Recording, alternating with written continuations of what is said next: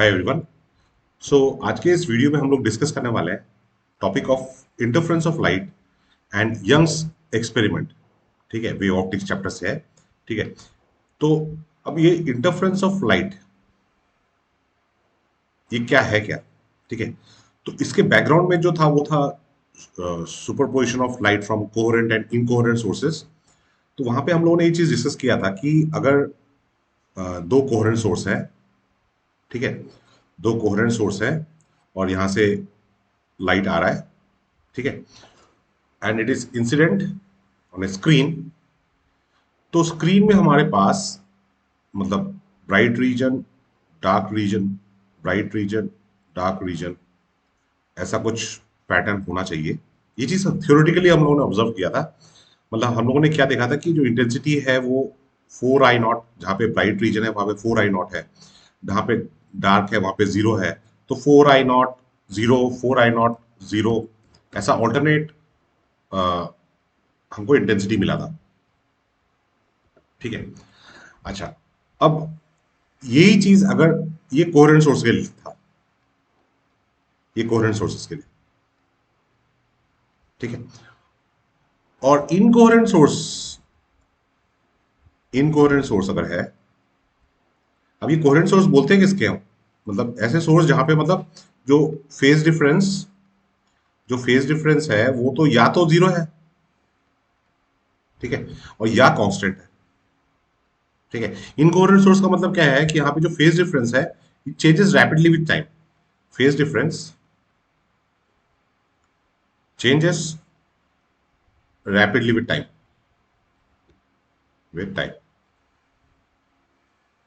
ठीक है, मतलब फेज डिफरेंस कांस्टेंट नहीं होता। तो उस केस में हमारे पास जो मतलब इंटेंसिटी आता है वो हर जगह पे twice I0, twice I0, twice I0 इस तरह का आता है। Everywhere it is same intensity. ठीक है, और ये जो 0 4I0 0 4I0 हमको मिला था, ये यहाँ पे इंटेंसिटी जो इंसिडेंट इंटेंसिटी था वो क्या था? वो था I0, दोनों I0 था। ठीक है, तो मतलब इनकोहेरेंट सोर्स अगर होगा तो intensity just I0 plus I0 twice I0 हो जाता है, जस्ट ऐड हो जाता है। ठीक है, बट इंटरफेरेंस में क्या होता है कि हमको मिल रहा है 4I0 0, 4I0 0, ऐसा मिल रहा है। ठीक है, मतलब क्या हो रहा है कि I0 प्लस I0 तो 2I0 ही होना चाहिए था, मगर हमको 4I0 क्या मिल रहा है? मतलब इंटरफेरेंस में क्या होता है कि जो ये 2I0 होता है ना, ये शिफ्ट होता है यहाँ पे, और ये चीज हो जाता है 4I0, और ये हो गया 0। ये 2I0 यहाँ अगर शिफ्ट हो गया तो ये 4I0 हो गया, ये हो गया 0। तो मतलब डार्क रीजन से जो एनर्जी है ना वो ब्राइट रीजन में रीडिस्ट्रीब्यूट हो गया। ठीक है, तो इसीलिए हमको इंटरफेरेंस को क्या बोलते हैं? इंटरफेरेंस को हम बोलते हैं कि interference is redistribution of energy.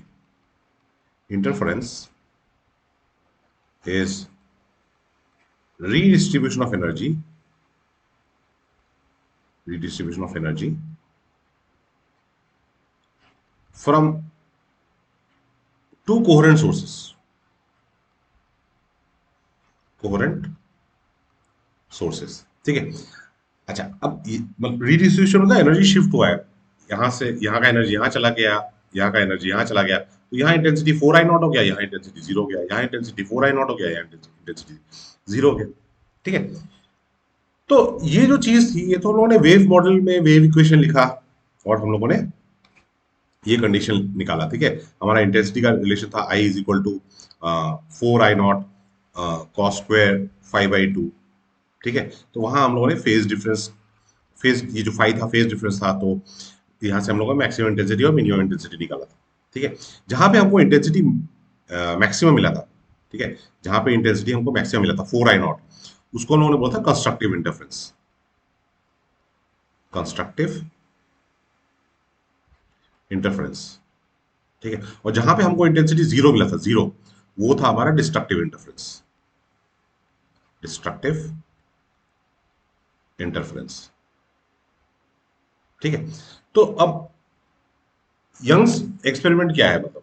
ठीक है, इंटरफेरेंस ऑफ लाइट तो चीज तो हम लोग समझ गए कि इंटरफेरेंस, अच्छा, इंटरफेरेंस होने के लिए एक चीज है कि जो सोर्स होना चाहिए वो कोहेरेंट होना चाहिए। ठीक है, और सोर्सेस मतलब दो सोर्स, ठीक है। तो यहाँ पे एक प्रॉब्लम है। प्रॉब्लम क्या है कि जैसे सपोज कर लो कि दो सोर्स है, S1 और S2। ठीक है, दीज आर टू सोर्सेस। अब यार ये दो सोर्सेस जो इंडिपेंडेंट सोर्सेस होते हैं ना, ये इंडिपेंडेंट सोर्सेस, सपोज दो अलग अलग सोर्स है, इंडिपेंडेंट सोर्सेस। तो ये सोर्स जो है लाइट कैसे एमिट करता है? लाइट एमिट करता है बिकॉज जो अलग अलग एनर्जी लेवल्स है, ठीक है, अलग अलग एनर्जी लेवल, सपोज ये S1 का एनर्जी लेवल है और ये S2, सपोज दोनों एलिमेंट आइडेंटिकल एलिमेंट है, आइडेंटिकल फिलामेंट है, एक जैसा फिलामेंट है, सेम मटेरियल है, तो एनर्जी लेवल भी एक जैसा होगा। तो ये जब आप इलेक्ट्रिकल एनर्जी करंट सप्लाई करते हैं तो जो इलेक्ट्रॉन्स हैं, इलेक्ट्रॉन्स वो लो एनर्जी लेवल से हाई एनर्जी लेवल में चला जाएगा। ठीक है, फिर यहाँ मान लो सेम यहाँ पे भी इस एनर्जी लेवल में गया है, यहाँ पे गया है, बट जब ये हाई एनर्जी लेवल से नीचे आएगा ना, तब ये फोटोन एमिट करता है। ठीक है, अब ये सपोज यहाँ से यहाँ पे आया है, तो इस केस में तो ये यहाँ से यहाँ पे भी आ सकता है। ये तो रैंडम प्रोसेस है ना, जब इलेक्ट्रॉन्स हाई एनर्जी लेवल से लो एनर्जी लेवल में आएगा तो किसी भी लेवल में आ सकता है, वो एक रैंडम प्रोसेस है। तो जो फोटॉन्स रिलीज होंगे वो अलग अलग टाइम में रिलीज होंगे। तो अलग अलग टाइम में जब रिलीज होंगे तो उनका फेज तो सेम हो नहीं सकता, और फेज रैंडमली चेंज होता रहेगा। ठीक है, so it is for this reason we say that two independent sources can never be coherent. Two independent sources can never be coherent। ठीक है, अब अगर कोहेरेंट अगर नहीं होंगे, so hence they cannot produce interference, hence they can't produce interference. Interference, ठीक है, क्योंकि इंटरफेरेंस का कंडीशन ही है कि इंटरफेरेंस प्रोड्यूस करने के लिए सोर्स जो होगा वो कोहेरेंट होना चाहिए। तो यार ये तो अजीब सिचुएशन हो गया कि इंटरफेरेंस प्रोड्यूस करना है, स्टडी करना है, दो सोर्स चाहिए। अब दो सोर्स इंडिपेंडेंट, मतलब दो सोर्स कोहेरेंट होते नहीं है। ठीक है, तो इस प्रॉब्लम को थॉमस यंग ने कैसे सॉल्व किया? थॉमस यंग, तो उन्होंने जो एक्सपेरिमेंट किया था उसको बोलते हैं यंग्स डबल स्लिट एक्सपेरिमेंट। ठीक है, ये इसको शॉर्ट में लिखते हैं YDSE, YDSE। ठीक है, तो इन्होंने क्या किया, इन्होंने एक सोर्स लिया, ठीक है, एस, और इसके सामने एक स्लिट रखा। स्लिट मतलब मेटल प्लेट, उसमें गैप होगा, छोटे छोटे छोटे दो गैप। ठीक है, एक गैप यहाँ पे है और एक गैप यहाँ पे है। ये गैप ना जो है वो सर्कुलर है, एक छेद है सर्कुलर। ठीक है, और उसका जो साइज है आप एडजस्ट कर सकते हैं। तो ऑब्वियसली अब ये जो सोर्स है, यहाँ से जो लाइट निकलेगा, ये लाइट सब तरफ स्प्रेड होगा, और ये जो सर्कुलर ओपनिंग है, ठीक है, इस ओपनिंग का कुछ नाम देते हैं, इसको S1 दे दिया, इसको S2 दे दिया। तो ये लाइट अब यहाँ से it is travelling towards S1 and S2, it will travel in all direction, but S1 S2 से जो अब जो लाइट यहाँ से जो निकलेगा, ये जो लाइट यहाँ से निकलेगा S1 और S2 से, वो तो सेम सोर्स से आ रहा है ना, वो सेम सोर्स से आ रहा है। तो इसका ना उसका फेज हम लोग कंट्रोल कर सकते हैं। तो इसका मतलब S1 S2 से जो लाइट निकलेगा वो अब कोहेरेंट हो जाएगा, वो अब कोहेरेंट हो जाएगा। ठीक है, so S1 and S2 will act as coherent sources. अब ये जो लाइट है, ये लाइट यहाँ पे एक स्क्रीन में इंसिडेंट है। ठीक है, यहाँ पे एक स्क्रीन में इंसिडेंट है, तो ये स्क्रीन हो गया। ठीक है, ये हो गया plane of the slits, plane of the slits. ठीक है, तो यहाँ पे एक एक्सिस मार्क कर देते हैं, ये एक्स एक्सिस ऊपर की तरफ, ये वाई एक्सिस हमारे सामने की तरफ, और इधर जेड एक्सिस। तो मतलब जो स्क्रीन है ना, वो एक्स वाई प्लेन में है, ये इन एक्स वाई प्लेन, ये एक्स वाई प्लेन में। ठीक है, अच्छा, अब देखो ये जो स्क्रीन है, इसका एक, और जो स्क्रीन है उसका सेंटर पॉइंट ये, ठीक है, ये कुछ ओ मान लेते हैं। ठीक है, सेंटर पॉइंट हो गया। और यहाँ पे जो दोनों स्लिट्स हैं S1 एंड S2, उनके बीच का जो डिस्टेंस है वो स्मॉल डी ले लिया, और जो स्लिट है और स्क्रीन है, इनके बीच में जो डिस्टेंस है वो कैपिटल डी हो गया। ठीक है, अब जो लाइट S1 से O की तरफ जाएगा, ठीक है, S1 से O की जगह तरफ जा रहा है, S2 से O की तरफ जा रहा है, तो उसका तो पाथ डिफरेंस जीरो होगा, क्योंकि S1 से O डिस्टेंस और S2 से O डिस्टेंस तो सेम है। ठीक है, तो इसका मतलब O में आपका पाथ डिफरेंस अगर जीरो होगा तो फेज डिफरेंस भी जीरो होगा। तो यहाँ पे इंटेंसिटी कितना हो जाएगा, मैक्सिमम। तो मतलब सेंटर में इंटेंसिटी मैक्सिमम होगा। ठीक है, तो अब यहाँ पे कोई एक आर्बिट्री पॉइंट लेते हैं, पी पॉइंट, ठीक है, जो ओ से ऊपर की तरफ है। ठीक है, तो पी पॉइंट में अब कहानी क्या हो रहा है वहां देखते हैं। ठीक है, तो पी पॉइंट में अब लाइट S1 से पी में आ रहा है और S2 से भी पी में आ रहा है। ठीक है, तो ये मार्क कर दिया यहाँ पे। तो पी पॉइंट जो है वो ओ से एक्स डिस्टेंस पे, ओ से एक्स डिस्टेंस पे। ठीक है, तो जो लाइट ट्रैवल कर रहा है ना S2 से पी और S1 से पी, तो उनका पाथ डिफरेंस क्या होगा? Path difference, path difference, path difference of light traveling traveling from S2 to P and S1 to P कितना हो जाएगा? S2P माइनस S1P, ये पार्ट डिफरेंस होगा। ठीक है, तो अब हमको निकालना है कि पार्ट डिफरेंस का वैल्यू कितना है, पार्ट डिफरेंस का वैल्यू कितना है। ठीक है, तो ये जो पार्ट डिफरेंस है उसको निकालने के लिए हम लोग यहाँ पे देखो, ये एक जो ट्राइंगल है ना, यहाँ पे एक राइट एंगल ट्राइंगल फॉर्म हो रहा है। ये राइट एंगल ट्राइंगल है, this is another right angle triangle. ठीक है, तो हम लोग लिख सकते हैं S2P S2P is equal to D square plus, देखो ये जो डिस्टेंस होगा ये डिस्टेंस d/2 होगा, दिस इज ऑल्सो d/2। ठीक है, तो S2P² को डी स्क्वायर प्लस कितना हो जाएगा, x plus d/2 whole square. ठीक है, और सिमिलरली S1P² इक्वल टू कितना हो जाएगा, S1P² equal to D square plus x minus d/2 whole square. ठीक है, तो यहां पे हम लोग अगर S2P² माइनस S1P² करते हैं, ठीक है, तो इसको अगर सिंप्लीफाई करोगे तो आएगा 2xd, 2xd, बाकी सब टर्म कैंसिल हो जाएंगे। ठीक है, अच्छा अब इसको मैं लिख सकता हूं S2P minus S1P, S2P plus S1P, that is equal to 2xd, that is equal to 2xd। ठीक है, अच्छा अब ये यूजुअली ये जो पी पॉइंट है ना, ये देखो यार, ये जो अरेंजमेंट है कोई बहुत बड़ा अरेंजमेंट नहीं है कि 4-5 मीटर का डिस्टेंस है। और ये जो पी पॉइंट है ना, ये ओ से ओ के पास ही होगा। तो ओ के अगर पास होगा तो इसका मतलब ये S2P जो ये डिस्टेंस है और सीधा डिस्टेंस है, ये ऑलमोस्ट एक ही होगा। मतलब दोनों अगर देखो, ये दोनों चीज अगर पास पास है तो ये सीधा डिस्टेंस और ये टेढ़ा डिस्टेंस, और ये जो पी पॉइंट है ओ के पास में, तो ये सीधा डिस्टेंस मेजर करो, टेढ़ा डिस्टेंस मेजर करो, ऑलमोस्ट इक्वल होगा। मतलब हम लोग बोल सकते हैं कि S2P approximately equal to S1P approximately equal to capital D. Condition क्या है, for P close to O, for P close to O। ठीक है, अच्छा अब ये जो सब्स्टिट्यूशन है ना यार, S2P is equal to S1P equal to T, ये यहां पे मत कर देना। क्यों नहीं करना, क्योंकि यही चीज तो हमको निकालना है। ठीक है, पार्ट डिफरेंस ही हमको निकालना है। ठीक है, तो ये जो पार्ट डिफरेंस यहाँ पे अभी क्या हो जाएगा, S2P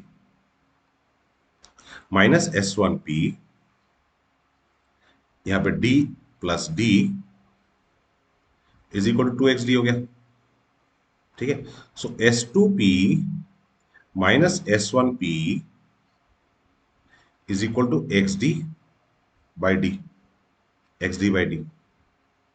ठीक है। अच्छा, ये हो गया हमारा पार्ट डिफरेंस। ठीक है, this is the path difference.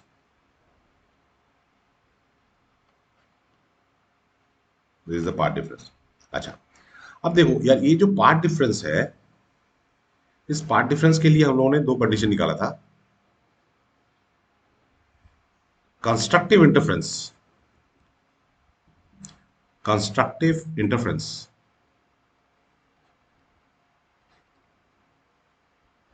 मतलब I equal to I max, जब इंटेंसिटी मैक्सिमम होता है। ठीक है, तो उसके लिए हमारा कंडीशन था phase difference phi is equal to n times twice pi. ठीक है, देखो, अब ये चीज आपको पता है कि अगर एक वेव है, तो ये अगर फाई इक्वल टू जीरो, तो ये हो गया, ये पॉइंट हो गया phi equal to twice pi. और ये पॉइंट, अगर इसको मैं बोल रहा हूं एक्स इक्वल टू जीरो, ये पॉइंट हो गया एक्स इक्वल टू लैम्डा, ये डिस्टेंस लैम्डा होगा कि नहीं? तो इसका मतलब phase difference of twice pi is equal to path difference of lambda. तो ट्वाइस पाई की जगह पे लैम्डा लिखता हूं, तो इसका पार्ट डिफरेंस को अगर मैं डेल्टा एक्स लिखता हूं, तो delta X is equal to N lambda हो जाएगा। ठीक है, सिमिलरली डिस्ट्रक्टिव इंटरफेरेंस के लिए क्या था? डिस्ट्रक्टिव इंटरफेरेंस में कंडीशन क्या था? डिस्ट्रक्टिव इंटरफेरेंस का मतलब intensity zero, I is equal to I minimum, that is equal to zero. तो उसके लिए कंडीशन था phi is equal to twice N plus one times pi. तो ट्वाइस पाई के लिए अगर लैम्डा लिख रहे हैं, तो पाई के लिए लैम्डा बाय टू लिखेंगे। तो path difference delta X is equal to twice N plus one lambda by two हो गया। ठीक है, तो ये जो पार्ट डिफरेंस है डेल्टा एक्स, अब इस कंडीशन को अगर यहाँ पे यूज करते हैं, तो जो कंस्ट्रक्टिव इंटरफेरेंस है, कंस्ट्रक्टिव इंटरफेरेंस, उसके लिए आ जाएगा X D by D is equal to N lambda. तो इसका मतलब x is equal to N lambda D by D, X is equal to N lambda D by D. अब ये एक्स क्या है? What is this X? X is the distance from of P from O. मतलब P point पे constructive interference अगर चाहिए, P point पे अगर कंस्ट्रक्टिव इंटरफेरेंस चाहिए, तो उसके लिए कंडीशन है कि x is equal to N lambda D by D, where n is equal to zero, n is equal to zero, one, two, three and so on. ठीक है, तो यहाँ पे अगर मैं n equal to zero substitute करता हूँ, n equal to अगर जीरो, ठीक है, तो n equal to zero substitute करने से x इक्वल टू जीरो आ रहा है। ठीक है, n equal to zero substitute करने से x इक्वल टू जीरो आ रहा है। What is x equal to zero? x equal to zero मतलब आप कहाँ पे है? x इक्वल टू जीरो का मतलब है, देखो x कहाँ से, सेंटर से मेजर किया था, तो अगर ये x जीरो हो गया, तो मतलब आप कहाँ पे है? सेंटर में। सेंटर में आपको क्या मिल रहा है? Maximum intensity, constructive interference. और ये तो हम लोगों ने स्टार्टिंग में भी बोला था, क्योंकि इस पॉइंट में, सेंटर पॉइंट में इंटेंसिटी मैक्सिमम होना है, होना ही पड़ेगा। क्यों? क्योंकि S1 से जो लाइट O में आ रहा है, S2 से जो लाइट O में आ रहा है, वो सेम डिस्टेंस ट्रेवल कर रहा है, पाथ डिफरेंस जीरो होगा, पाथ लेंथ सेम है, पाथ डिफरेंस जीरो होगा। पाथ डिफरेंस जीरो होगा तो इंटेंसिटी मैक्सिमम होगा, इंटेंसिटी मैक्सिमम होगा। ठीक है, तो ये हो गया आपका position of maximum intensity, position of I max, constructive interference. ठीक है, अच्छा, अब मिनिमम इंटेंसिटी के लिए क्या होगा? Path difference twice N plus one lambda by two is equal to x D by d. तो इसका मतलब x is equal to twice N plus one lambda D by twice D. ठीक है, तो मतलब यहां पे अगर मैं n equal to zero substitute करता हूं, तो x is not equal to zero. मतलब x not equal to zero मतलब एक्स का वैल्यू कुछ तो नॉन जीरो वैल्यू आएगा, पॉजिटिव वैल्यू आएगा। मतलब वो सेंटर से थोड़ा दूर में होगा, सेंटर से थोड़ा दूर में होगा, सेंटर पे नहीं होगा। मतलब सेंटर में हमको ऑलरेडी मिनिमम मैक्सिमम इंटेंसिटी मिल चुका है, तो मिनिमम इंटेंसिटी उसके साथ ओवरलैप नहीं कर रहा है। मतलब मैक्सिमम इंटेंसिटी और मिनिमम इंटेंसिटी अलग अलग जगह में हो रहा है, they are not overlapping, they are not overlapping. ठीक है, यहाँ पे भी एन का value zero, one, two and three and so on. ठीक है, तो ये हो गया आपका पोजिशन ऑफ मिनिमम इंटेंसिटी, ये हो गया पोजिशन ऑफ मिनिमम इंटेंसिटी। ठीक है। अच्छा, अब हमारा जो स्क्रीन है, तो स्क्रीन में हमको ऐसे कुछ ब्राइट रीजन और डार्क रीजन आएगा। Suppose this is the screen, this is the screen, थोड़ा टेढ़ा हो गया, स्केल लगाओ, स्केल लगा के सीधा ड्रॉ करो। तो स्क्रीन में ये पोजीशन, ये सेंटर पोजीशन है, ठीक है, ये आपका सेंटर पोजीशन हो। तो यहाँ पे आपको ब्राइट बैंड मिल रहा है, ठीक है, फिर डार्क बैंड, फिर ब्राइट बैंड, फिर ब्राइट बैंड डार्क। तो ऑल्टरनेट मतलब आपको ब्राइट बैंड और डार्क बैंड्स मिल रहा है दोनों साइड, स्क्रीन के ऊपर भी और स्क्रीन के नीचे भी, ठीक है। हम लोगों ने स्क्रीन ऐसे लिया था ना कि इधर आपका एक्स एक्सिस था, इधर आपका वाई एक्सिस था, इधर जेड एक्सिस। मतलब जो स्क्रीन है ये it is in x y plane, screen in x y plane. तो ये जो विद है ना, width of the bright band, ठीक है, उसको या width of the dark band, suppose ये width of the dark band है यहां से आता, ठीक है, तो उसको फ्रिंज विद बोलते हैं, फ्रिंज विद, उसको बीटा से रिप्रेजेंट करते हैं। तो मतलब ये हो जाएगा आपका बीटा डार्क और ये हो जाएगा आपका बीटा ब्राइट, बीटा ब्राइट, ठीक है। तो हम लोग को आई मैक्स के लिए, मतलब मैक्सिमम इंटेंसिटी के लिए, एक्स एक्स क्या था, डिस्टेंस, एक्स था डिस्टेंस फ्रॉम सेंटर, ठीक है, एक्स का वैल्यू मिला था N lambda D by D. और आई मिनिमम के लिए हमको मिला था X is equal to twice N plus one lambda D by twice D, ठीक है। तो अब हमको फ्रिंज विड्थ अगर निकालना है, ठीक है, फ्रिंज विड्थ, तो सपोज पहले बीटा ब्राइट निकालते हैं। तो बीटा ब्राइट निकालने के लिए दो फ्रिंज, सक्सेसिव फ्रिंज के बीच में जो गैप होगा, so n lambda D by d minus n minus one lambda D by d. तो इसको सिंप्लीफाई करोगे तो बीटा ब्राइट आता है lambda D by d, lambda D by D.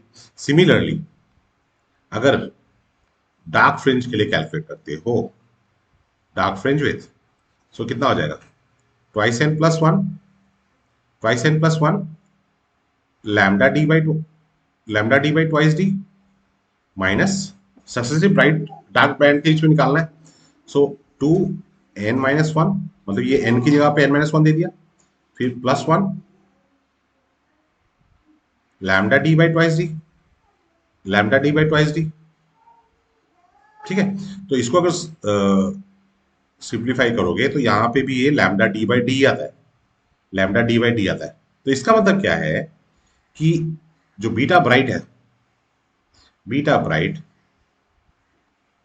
Is equal to beta dark is equal to lambda D by D, ठीक है। So that is equal to say beta, so that means all fringes are of equal width, all fringes are of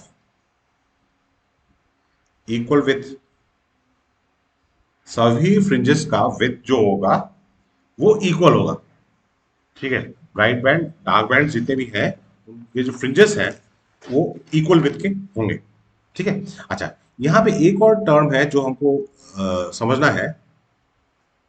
better to draw in a new page. Suppose again let me draw the screen. Suppose ये आपका screen है, ठीक है। तो यहाँ पे आपको यहाँ पे ब्राइट बैंड आ रहा है, ब्राइट बैंड, फिर डार्क बैंड, फिर यहाँ पे ब्राइट बैंड, फिर डार्क बैंड, ऐसे ऑल्टरनेट ब्राइट बैंड्स और डार्क बैंड्स आ रहे हैं, ठीक है। तो यहाँ पे आपका स्लिट का प्लेन है, ये सेंटर पोजीशन सपोज। तो ये जो ब्राइट बैंड या डार्क बैंड जो एंगल सबटेंड कर रहे हैं ना, यहाँ पे थीटा, ब्राइट बैंड के दो एंड्स, ठीक है, किसी भी ब्राइट बैंड के ले सकते हैं। तो उसको बोलते हैं, ये जो एंगल थीटा है ना, थीटा, इसको बोलते हैं एंगुलर विथ, एंगुलर विथ। अब देखो ये जो ब्राइट बैंड है इसका विथ कितना होगा, बीटा, और ये डिस्टेंस कितना हो जाएगा, ये डिस्टेंस हो जाएगा डी। स्लिट से स्क्रीन का डिस्टेंस तो कैपिटल डी था।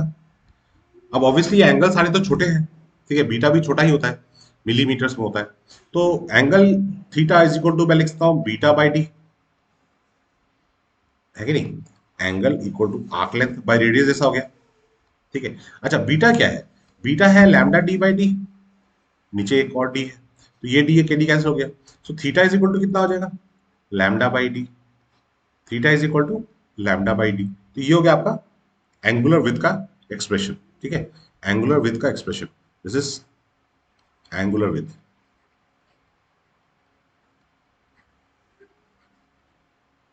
ठीक है। So these are the few terms related to the Young's double slit experiment, ठीक है। अच्छा, यहाँ पे एक और चीज आपको पूछ सकते हैं कि जैसे मान लो कि अब फ्रिंज विथ आता है beta is equal to lambda D by D, ठीक है। तो ये तो एक्सपेरिमेंट आपने एयर में कर दिया। अब अगर पूरा apparatus आपने लिक्विड में इमर्स कर दिया विदाउट डिस्टर्बिंग द अरेंजमेंट, मतलब d capital d small d change नहीं हो रहा है, बट लिक्विड में दोगे तो वेवलेंथ चेंज होगा, because wavelength depends on refractive index of the medium. तब बीटा लिक्विड क्या हो जाएगा? Beta liquid equal to lambda liquid d by D, ठीक है, क्योंकि लैम्डा चेंज हो गया, वेवलेंथ चेंज हो गया इन द लिक्विड। अच्छा, एक और चीज हमको पता है कि जो रिफ्रैक्टिव इंडेक्स है ना, वो इनवर्सली प्रोपोर्शनल टू लैम्डा। क्यों? भाई कॉची लॉ, ठीक है। कॉची लॉ ये बोलता है कि refractive index inversely proportional to wavelength है। तो wavelength in liquid divide by wavelength in air, मतलब ये लैम्डा जो है इसको मान लिया wavelength in air, is equal to refractive index of air divide by refractive index of the liquid, correct. तो इसका मतलब ये चीज ऐसा लिखा है मैंने, lambda liquid by lambda air is equal to mu air by mu liquid, क्योंकि लैम्डा और म्यू इनवर्सली प्रोपोर्शनल है ना। तो यहाँ पे मैंने अगर लैम्डा लिक्विड लिखा है तो यहाँ पे म्यू लिक्विड लिखा है, यहाँ लैम्डा एयर लिखा है तो ये म्यू एयर लिखा है। अब हमको ये पता है कि जो म्यू एयर है, रिफ्रैक्टिव इंडेक्स ऑफ एयर, वो तो 1 है, ठीक है। और लैम्डा एयर को मैंने लैम्डा रिप्रेजेंट किया है यहाँ पे। तो इसका मतलब लैम्डा लिक्विड की यहाँ पे लिख सकते हैं लैम्डा बाय म्यू लिक्विड। तो ये बीटा लिक्विड इक्वल टू क्या हो जाएगा? Lambda D by d into 1/μl, ठीक है। अब that is can be written as beta liquid is equal to beta divide by mu l. Beta क्या है? Beta is fringe width in air, या फिर सपोज कर लो मैं ऐसे जनरल लिखता हूँ, beta liquid is equal to beta air divide by mu of liquid. So इसका मतलब क्या है कि जब आप लिक्विड में apparatus को इमर्स करेंगे तो फ्रिंज विड्थ होगा जो वो डिक्रीज हो जाएगा, फ्रिंज विड्थ होगा वो डिक्रीज होगा। क्यों? क्योंकि mu liquid is greater than 1, mu liquid is greater than 1, ठीक है। ये अगर क्वांटिटी 1 से बड़ा है तो ये क्वांटिटी यहां से छोटा होगा, ठीक है। So beta in liquid is less than beta in air, beta in air, ठीक है। So this is the theory part related to this topic. इससे रिलेटेड प्रॉब्लम्स के लिए एक अलग वीडियो होगा, ठीक है।